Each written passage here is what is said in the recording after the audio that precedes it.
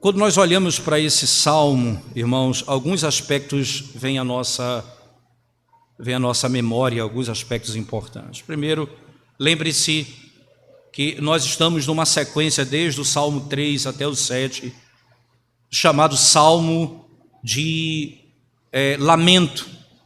É um salmo onde o salmista, e aqui Davi claramente, como rei de Israel, enfrentando muitos dos seus inimigos, que aqui são dispostos no texto, ele vai ao Senhor em oração e coloca diante dele as suas queixas e muitos sofrimentos que aqui se revelam no texto.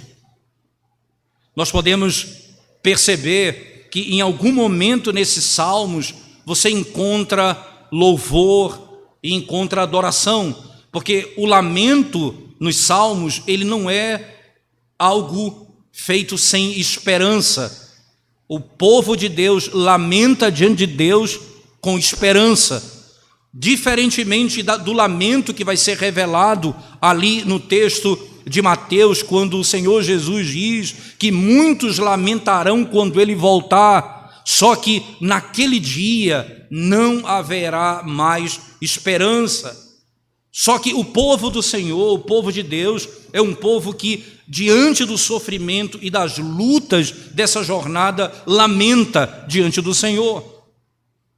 Mas ele tem esperança. É por isso que o Salmo de número 7, em particular, você vai ver como é que ele termina dizendo: eu, porém, renderei graças ao Senhor segundo a sua justiça. Eu, porém, renderei graças ao Senhor. Diante dos ataques de calúnia contra o rei Davi, eu, Senhor, porém, renderei graças ao Senhor. Esse salmo, e é importante entender, os salmos de lamento, eles não começam com louvor e terminam com louvor. São salmos que começam com oração a Deus, apresentando a sua queixa, e louvor no final, adoração no final. Diferentemente dos salmos chamados de louvor, são salmos que começam com adoração e terminam com adoração. Por exemplo, o salmo de número 8, veja como ele começa: ó Senhor, Senhor nosso, quão magnífico em toda a terra é o teu nome. E veja como ele termina o salmo 8: ó Senhor, Senhor nosso, quão magnífico em toda a terra é o teu nome. Então, ele começa e termina, enquanto os outros começam com lamento e terminam com louvor, com esperança. Esse salmo, ele começa e termina com louvor ao Senhor. Mas é claro que esse louvor, irmãos, não é a parte do sofrimento, não é a parte da dor, não é a parte da perseguição. Saul queria matá-lo, o seu próprio filho tirou o seu trono e quis destruí-lo. Os seus inimigos, para poderem ter lugar junto de Saul, caluniavam a Davi, e todos de alguma forma queriam destruir o rei de Israel. E é nesse contexto de luta, de lamento, de angústia, que ele para contemplar a glória de Deus. E é nesse momento de dor e de tristeza que ele para perceber quem é Deus. Isso é tão importante para nós, irmãos, porque é na angústia que os filhos de Deus são separados dos outros. É na dor que os filhos de Deus são distintos. Porque a dor e o sofrimento apura o nosso olhar e a perspectiva da vida. Sim, havia dor nesse salmo. Por exemplo, no salmo de número 8, no verso 2, quando ele diz: da boca de pequeninos e crianças de peito suscitaste força por causa dos teus adversários, para fazer emudecer o inimigo e o vingador. Aqui ele está mostrando que as armas que o Senhor utiliza para destruir o inimigo e vingador estão postas na própria alegria de glorificar a Deus, e especialmente dos mais fracos. Criança, como diz o texto sagrado, da boca de pequeninos e crianças de peito. Ele vai emudecer, silenciar os inimigos do Senhor. Salmo de número 27 me vem à memória quando eu olho para esse salmo. E o salmista diz: o Senhor é minha luz, a quem temerei? Ainda que uma guerra estourar contra mim, ainda assim terei confiança. Ele pede uma coisa. Ele diz que quer habitar na casa do Senhor, ele fala isso no Salmo, mas ele diz a razão para contemplar a beleza do Senhor.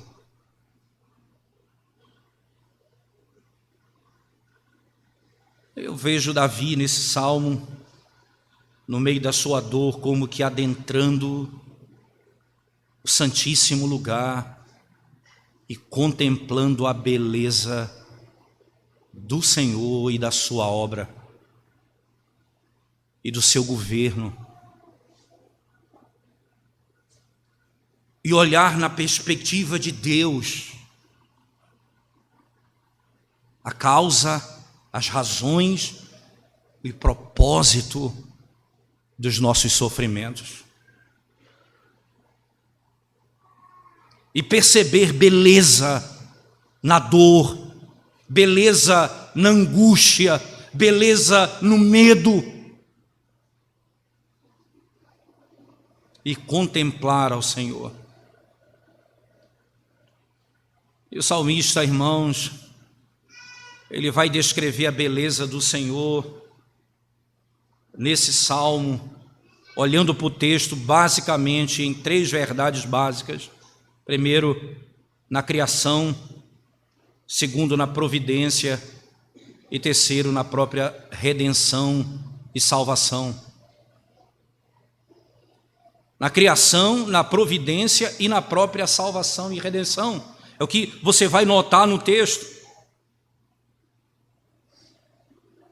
Mas antes de adentrar no texto, irmãos, adentrar e olhar para esse texto, como nós temos meditado tão pouco no que Deus é e no que Ele tem feito e na sua sabedoria, e por isso não encontramos beleza na própria vida, no próprio sofrimento e na própria maneira de Deus conduzir as coisas. Lendo esse salmo, algumas vezes, o que mais me engasgava a alma e me sufocava a algum momento era pensar: ó Senhor, Senhor nosso, quão magnífico em toda a terra é o teu nome. Ó Senhor, Senhor nosso, quão magnífico em toda a terra é o teu nome.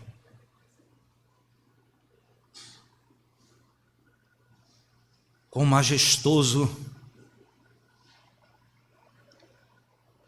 Um comentarista do Reino Unido descreve que essa aqui é uma expressão. Por que eu estou citando o Reino Unido? Porque ali a monarquia, e na monarquia eles chamam a rainha, o rei de majestade. Sua Majestade. E ele diz que um certo pregador na época Ele começou a oração dizendo assim: Senhor, Senhor nosso, majestade, Sua Majestade, o Senhor do Universo. A percepção de que não há ninguém maior entre um primeiro-ministro e o monarca. Sempre o monarca terá dignidade maior em linguagem. Quão majestoso é o teu nome, Senhor.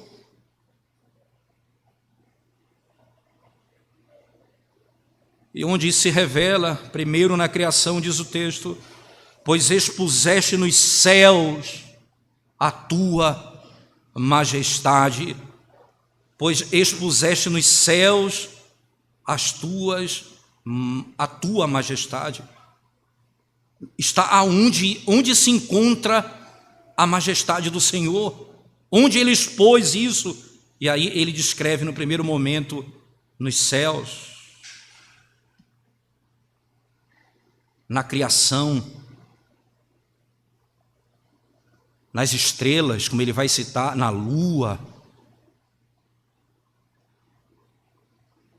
na ordem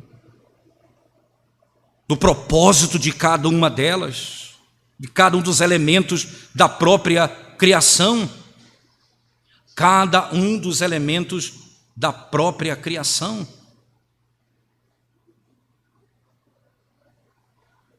Como o Senhor, que é glorioso acima, dispõe a sua glória nas coisas, como diz o texto, ele expôs a sua glória nos céus, pois expuseste nos céus a tua majestade.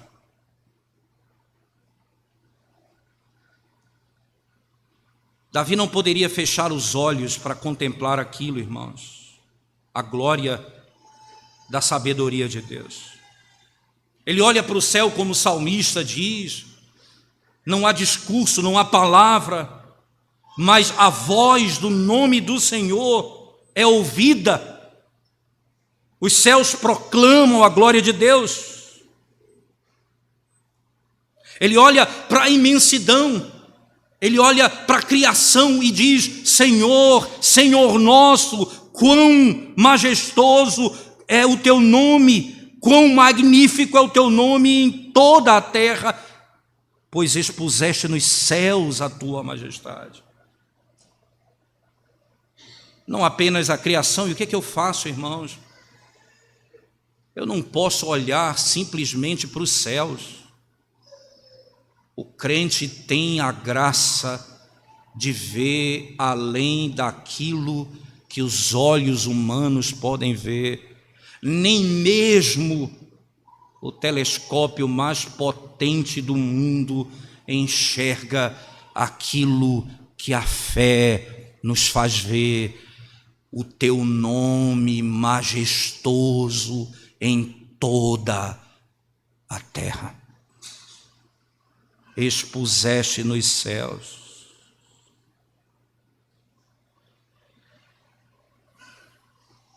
Esse é o nome do Senhor. E olhando para Ele, como você precisa, irmão, ensinar os seus filhos a ver os céus, a contemplar as estrelas, não apenas saber do nome delas, mas que o Senhor as conhece pelo nome.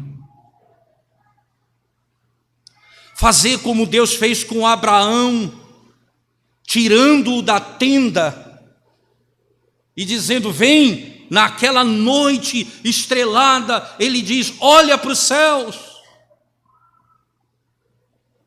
O que você vê? Você pode contar as estrelas do céu? Ele diz: não, assim será a tua descendência.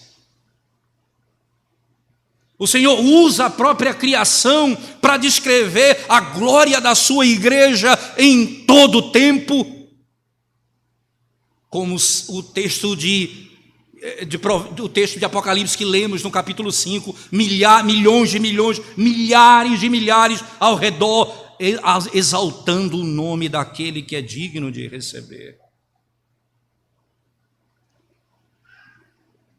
Nós aqui, irmãos, nessa terra, nós ouvimos o nome excelente de Deus, mas os anjos que estão acima e aqueles que morreram em Cristo já estão com Ele, eles exaltam ao Senhor, contemplando a glória do Senhor face a face. Os anjos e a alma daqueles que morreram em Cristo já declaram isso, vendo aquilo que nós cremos. É nas alturas que Deus estabeleceu, porque a glória dele estará lá. Lembre-se, irmãos, que o Deus que se fez homem e habitou no nosso meio, e morreu, e foi sepultado, e ao terceiro dia ressuscitou, e depois foi assunto aos céus, está sentado à mão direita de Deus Pai Todo-Poderoso. Lembre-se que Jesus Cristo é a glória do Pai na sua força e na sua amplitude, e nada pode se comparar à glória revelada em Cristo. É a imagem de Deus na pessoa de Cristo. Deus estabelece a sua glória acima dos céus, acima dos principados e potestades, acima de todo domínio, porque Ele é quem tem domínio sobre tudo e todo. Mas agora perceba, na criação é assim que se revela, mas perceba na providência. Veja o verso 2 comigo.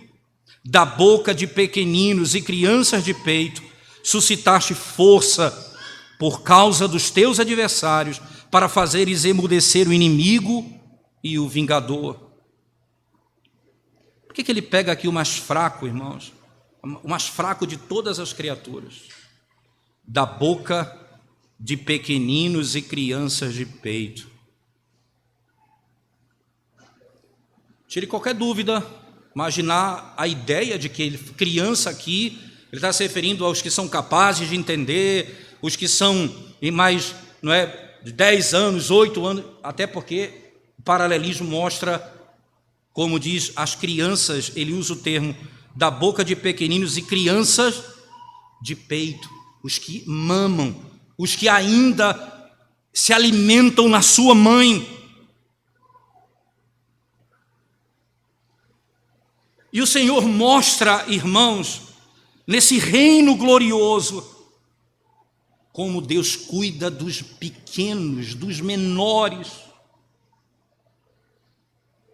Quando ele chega ao mundo sem socorro algum, senão o próprio Deus. Esse é um exemplo da sua bondade. Quando o seio da mãe, quando ela tem a criança, imediatamente ele se modela com os hormônios para se tornar o alimento da criança. Depois vocês assistam a aula da minha esposa, da Eudália, sobre esse assunto. Foram algumas mulheres lá para casa que vão ter neném agora, e ela ensinou o que significa amamentar a cada passo, e eu fiquei impressionado com a beleza e a riqueza da sabedoria divina em fazer com que o seio da mulher se torne o alimento da sua criança. E a criança que é hábil, capaz de mamar, de sugar, de se alimentar, é o Deus que provê para o seu povo. Desde a mais tenra infância, Ele supre as necessidades. E isso, ele diz, é isso que o Senhor usa para silenciar os inimigos de Deus. Você que vem contra o povo de Deus, você que se levanta contra Deus, o nosso Deus cuida do seu povo desde a mais tenra infância, e mais, a Escritura vai dizer, antes mesmo de nascermos. Os inimigos serão destruídos, irmãos. Como o Senhor usa os filhos dos homens para se tornar conhecido e conhecer. Perceba que o Senhor vai salvar aqueles que não têm força, que não têm esperança em si mesmo. Ele vai cuidar daqueles que precisam de proteção, os que se alimentam, os que sofrem. É assim que o Senhor descreve. Não é à toa que o profeta Isaías descreve o Evangelho como o braço do Senhor,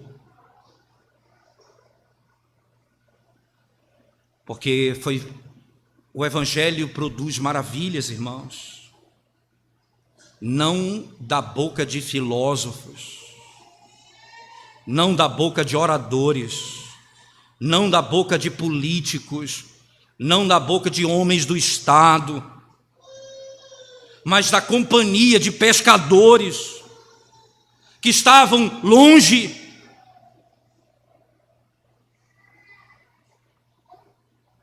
É o Senhor que chama os seus dentre os pequenos.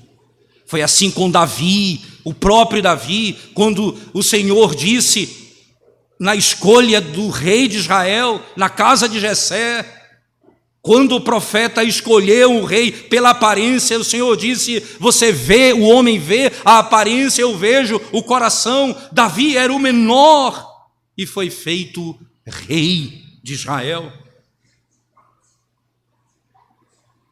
Você sabe como é que o Evangelho aplica esse texto, irmãos? Abra sua Bíblia comigo, por favor, em Mateus capítulo 21. Veja que contexto interessante Mateus vai aplicar esse texto. Mateus capítulo 21, diz assim o texto, verso 14 até o 16, diz assim, vieram a ele no templo cegos e coxos, e ele os curou. Mas vendo os principais sacerdotes e os escribas, as maravilhas que Jesus fazia, e os meninos clamando, Hosana ao filho de Davi, indignaram-se e perguntaram-lhe, ouve o que estes estão dizendo?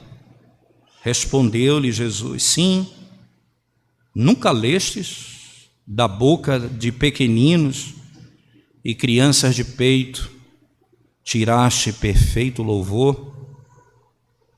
E deixando-os, saiu da cidade para Betânia, onde pernoitou. Ele silencia os inimigos com o louvor das crianças. Oh pai, mãe, o seu esforço em trazer o seu filho para o culto, o seu esforço, a sua luta em manter o seu filho em silêncio e tentar prestar atenção em toda a parte do culto, não será em vão quando os seus filhos cantam ao Senhor. Exatamente aqui que os inimigos da igreja são destruídos. Exatamente aqui que aqueles que têm poder externo são colocados no chão, é no louvor daqueles que o Senhor chama de pequenos. Criança, você que está presente num culto, abra a sua boca para cantar ao teu Deus. Louve ao Senhor, exalte ao teu Senhor de todo o teu coração. É da boca dos pequeninos que ele trará essa gloriosa vitória sobre os seus inimigos. O próprio Davi, ainda no texto, irmãos, no verso 3 agora, ele vai descrever, ainda contemplando os céus, comparando agora com o homem, ele diz: quando contemplo os teus céus, obra dos teus dedos, e a lua e as estrelas, que é o homem, que dele te lembres, e o filho do homem, que o visites. Quando contemplo os teus céus, eu pergunto: o que é isso?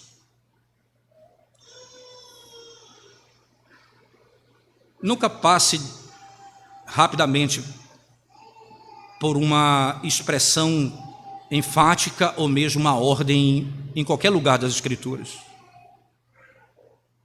Davi aqui, irmãos, descreve mais uma vez agora como que ele chega a declarar: ó Senhor, Senhor nosso, quão magnífico em toda a terra é o teu nome. Ele diz: quando contemplo os teus céus. É nossa obrigação, é dever nosso. Nós não podemos, irmãos, senão ver os céus. E aqui ele diz: o homem é distinto dos animais. Um comentarista disse: os animais são feitos para olhar para baixo, o homem para cima.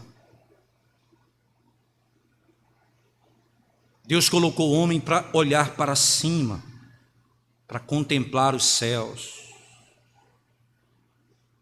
para que as suas afeições, para que as suas paixões sejam colocadas nas coisas acima, como Paulo descreve isso aos Colossenses. Buscai as coisas lá do alto. O que você vê, contemple as coisas lá do alto. Nós devemos ainda, irmãos, contemplar os céus e dizer: esse é os céus de Deus.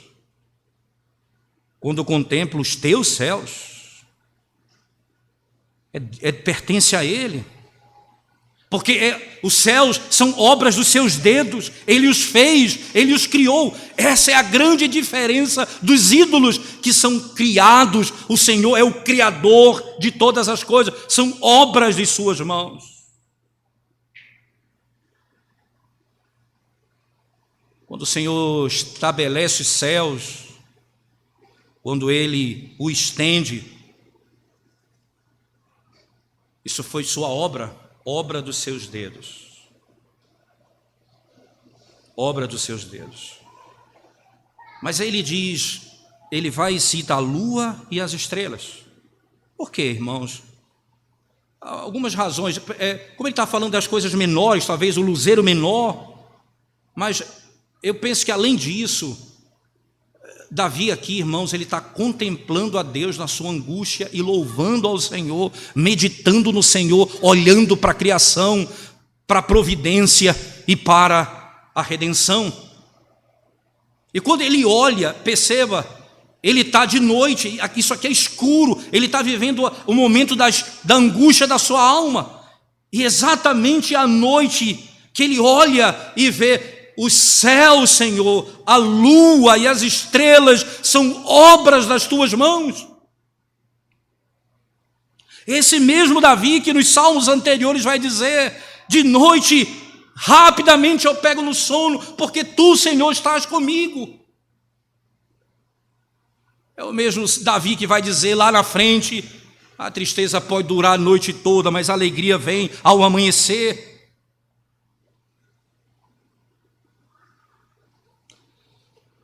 E ele está dizendo: lembre-se, Deus não apenas criou, Ele governa todas essas coisas. Ele governa todas essas coisas. Mas preste atenção, irmãos, ele vai e faz uma pergunta olhando para isso.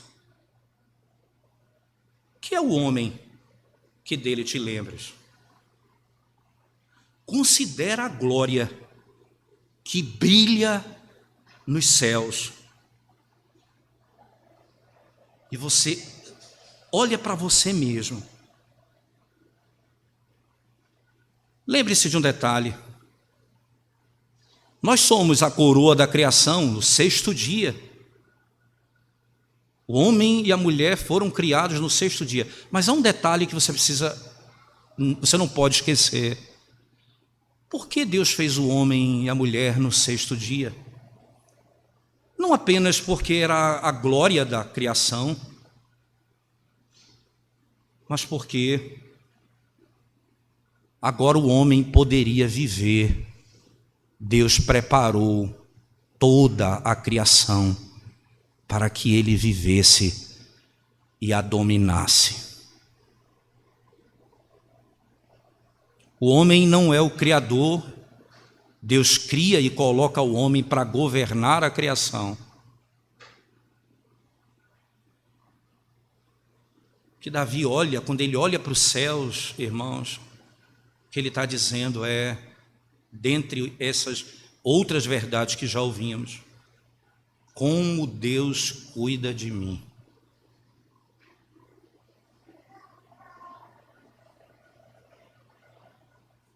Como Deus cuida de mim.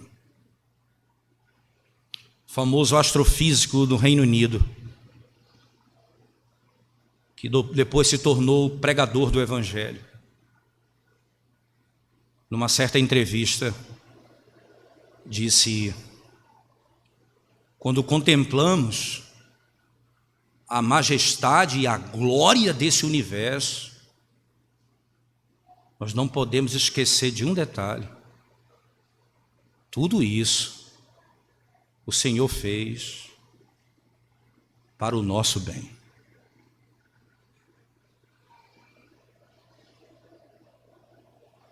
Quando eu contemplo a criação, eu pergunto: o que é o homem para que dele te lembres e o visites? O que é o homem? O que é o homem para que tudo isso fosse feito, Senhor? Essa é uma expressão muito interessante no texto, porque ele diz, olha, ele usa a expressão homem, filho do homem. A humanidade em geral, irmãos, a Bíblia vai dizer, o homem é um verme. Diz lá em Jó 25, verso 6. Mas Deus colocou respeito e honra sobre o homem. E Deus mostrou abundância de bondade para com o homem. O homem está acima de toda criatura desse mundo que nós vivemos abaixo dos céus. O homem está acima de toda criatura. Ele é o favorito de Deus na providência e no governo. Todas as coisas cooperam para o nosso bem. O nosso corpo está alinhado à terra, porque quando morrermos o nosso corpo voltará ao pó, como diz o texto. Entretanto, a nossa alma, unida a Cristo, viverá para sempre com o Senhor. O Senhor nos deu capacidade de argumentar, de compreender e de contemplar. Olhe para a criação e veja o que Deus fez e o que somos. Perceba tudo isso. Ele fez essas coisas todas, irmãos. E Deus disse, você vai governar todas essas coisas. Perceba no verso 5, fizeste-o, no entanto, por um pouco menor do que Deus, e de glória e de honra o coroaste. Fizeste um pouco menor do que Deus. Veja a expressão, fizeste, no entanto, por um pouco menor do que Deus, e de glória e de honra o coroaste. Humilhação e glória. Humilhação e glória. Veja só o texto, irmãos. fizeste, no entanto, por um pouco menor do que Deus. Essa expressão, você vai perceber o nome Deus aqui, Elohim, quando ele é citado, por exemplo, no texto lá no texto de Hebreus, no capítulo 2, esse é um texto usado em Hebreus 2, queria que você abrisse as escrituras comigo, por favor, irmãos. Preste bem atenção nesse texto em particular, Hebreus capítulo 2, verso 5 em diante. O texto de Hebreus, ele faz uma declarada, ele declara que esse texto está dizendo acerca de Cristo diretamente. Diz assim a palavra de Deus, Hebreus capítulo 2, verso 5: pois não foi a anjos que sujeitou o mundo que há de vir, sobre o qual estamos falando. Antes, alguém em certo lugar deu pleno testemunho, dizendo que é o homem que dele te lembres, ou o filho do homem que o visites. Fizeste-o por um pouco menor do que os anjos. E aqui a nossa Bíblia, veja, é interessante, irmão, porque a interpretação do texto, ela é dada pelos próprios autores da Escritura, pelo poder do Espírito. O mesmo Espírito que revela é o mesmo Espírito que interpreta. Eu não posso interpretar o texto a partir daquilo que a própria Escritura interpreta. Então, a maneira como ele lê o texto é assim: fizeste por um pouco menor que os anjos, e de novo, de glória e de honra o coroaste, e o constituíste sobre as obras das tuas mãos. Todas as coisas sujeitaste debaixo dos seus pés.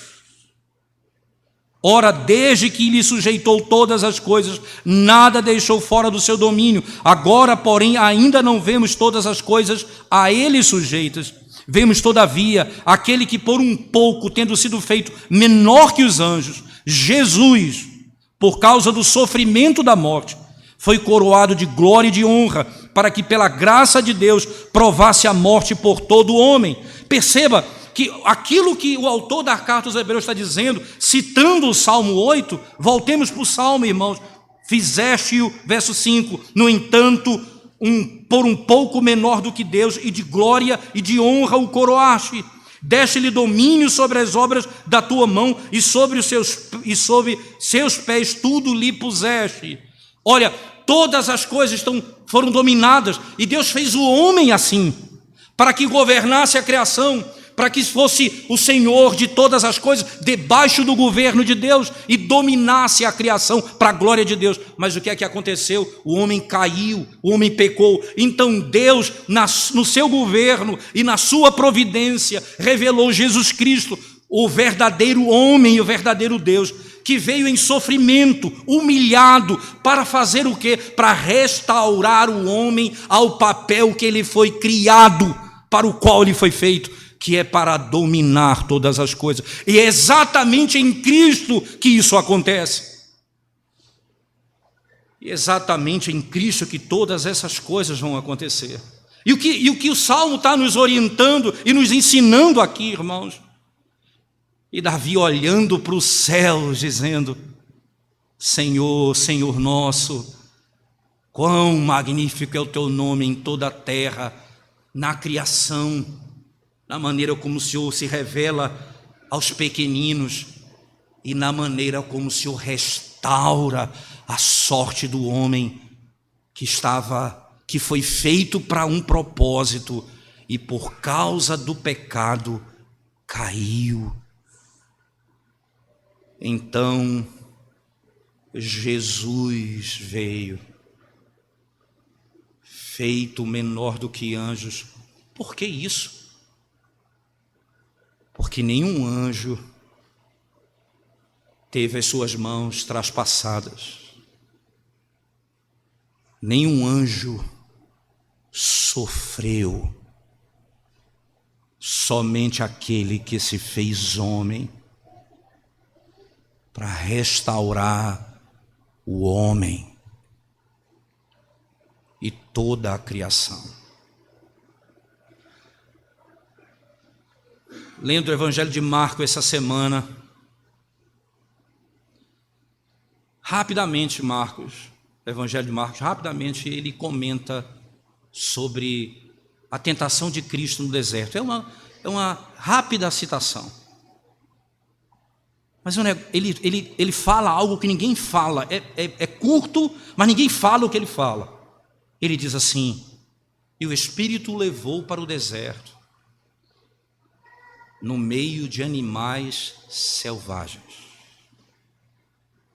Que coisa!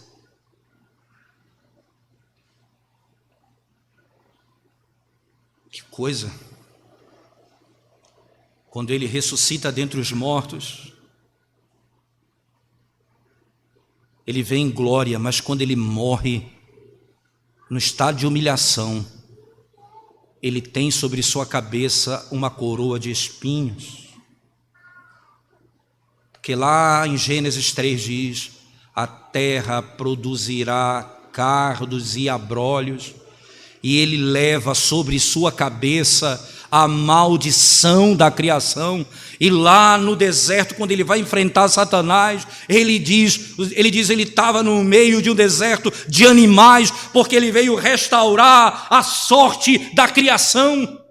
Ele não veio apenas dar ao homem o seu papel de volta para cumprir nesse mundo a glória do Senhor, mas também ele vai restabelecer a própria criação, e ele fará isso por meio da redenção de Cristo. É a sua morte e ressurreição. É como o salmista diz: fizeste-o, no entanto, por um pouco menor do que Deus, e de glória e de honra o coroaste. Perceba, Hebreus vai citar isso. Ele foi humilhado e depois foi revestido de glória na ressurreição. É o que o Salmo 8 encapsula, e é o que vai ser descrito em toda a história da redenção. Ali Jesus Cristo, como diz o profeta Isaías, o leopardo e a criança, ele no deserto com animais selvagens, ele vai restaurar toda a criação. Ah, Senhor, Senhor nosso, quão magnífico é o teu nome em toda a terra, pois fizeste o mundo assim. O homem caiu em pecado, mas enviaste o teu filho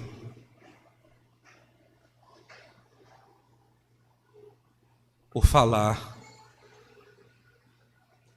em criança que mama, que era verdadeiro homem, que foi formado pelo Espírito em Maria, que nasceu numa estrebaria,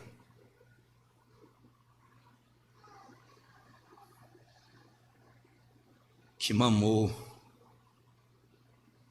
na sua mãe, que foi cuidado pelo Senhor,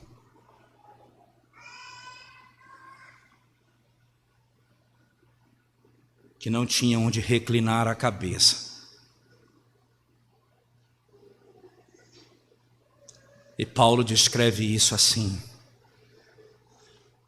sendo rico, se fez pobre, para que nós que somos pobres fôssemos feitos ricos. Ele veio e restaurou a nossa sorte. E aí o salmista encerra: deste-lhe domínio sobre as obras da tua mão, e sob seus pés tudo lhe puseste, ovelhas e bois todos, e também os animais do campo, as aves do céu, os peixes do mar, e tudo que percorre as sendas do mar. Tudo, irmãos, tudo foi trazido de volta. Agora o homem restaurado vai voltar ao seu papel para cuidar da criação divina e glorificar Deus nesse mundo. É por isso que você vai encontrar na Escritura a declaração bíblica de que aquilo que foi determinado na criação em Cristo é restaurado. E Davi olha para isso e termina: ó Senhor, Senhor nosso, Quão magnífico em toda a terra é o teu nome. Quão magnífico em toda a terra é o teu nome. Na criação, na providência e na maneira como o Senhor redimiu o seu povo, restaurando a sua sorte. É à noite, é durante a noite, que a estrela e a lua, que as estrelas e a lua podem ser vistas. É na aflição que podemos enxergar a glória.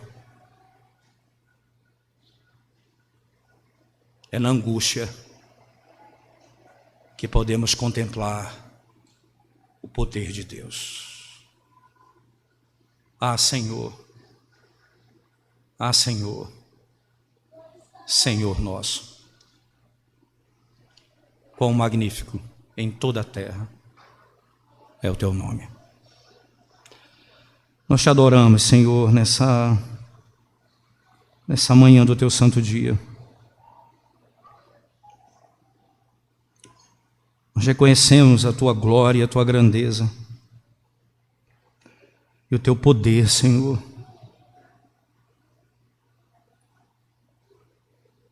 E como o Senhor é grande e glorioso, e como o Senhor dirige, como o Senhor cria, como o Senhor governa, como o Senhor salva.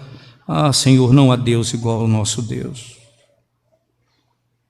Expuseste nos céus a tua glória, Senhor. Dá-nos olhos para ver, coração para podermos compreender, e ouvidos, Senhor, para podermos ouvir. Em nome de Jesus. Amém, Senhor Deus.